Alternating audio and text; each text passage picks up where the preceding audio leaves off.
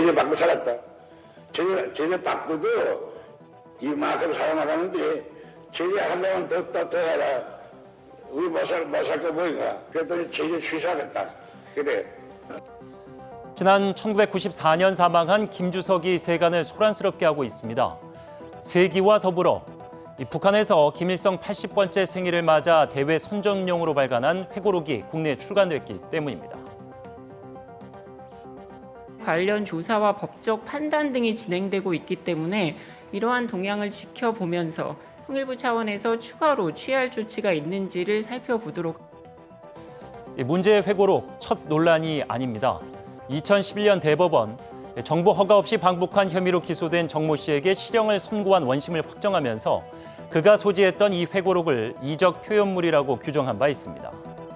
무슨 내용이 담겼나 살펴봤더니 일례로 축지법을 쓰고 솔방울을 만지면 총알이 된다는 전설은 도저히 이길 수 없는 존재였다는 뜻에서 일본인들이 퍼뜨렸다면서 둔갑술 수준의 전법을 발휘했다고 주장합니다.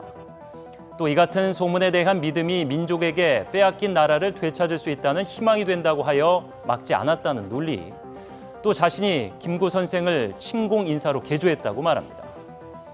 그런데 정작 더 흥미로운 건 회고록에 대한 보수 정당의 반응입니다. 허황한 소설 그 이상 그 이하도 아니고 도리어 우상화 실체를 깨닫게 해줄 마중물이 될 수 있다. 북한 관련 정보를 모두 통제해야 한다는 건 국민을 유아 취급하는 것이란 주장이 나온 가운데 지도부 역시 발끈하진 않았습니다.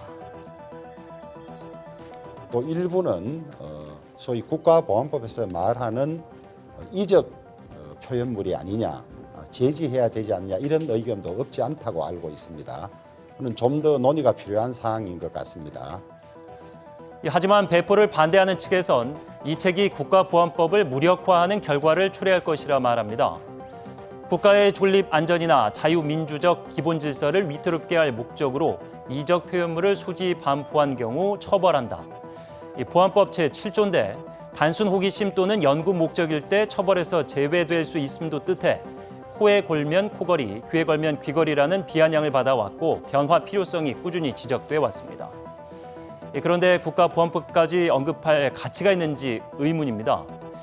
김일성 항일운동에 대한 사실 왜곡은 문제가 되지만 나뭇잎배로 강을 건너고 솔방울 수류탄으로 적을 무찔렀다는 직설적 표현이 없어 서운할 수준의 기술이 이어지고 있기 때문입니다.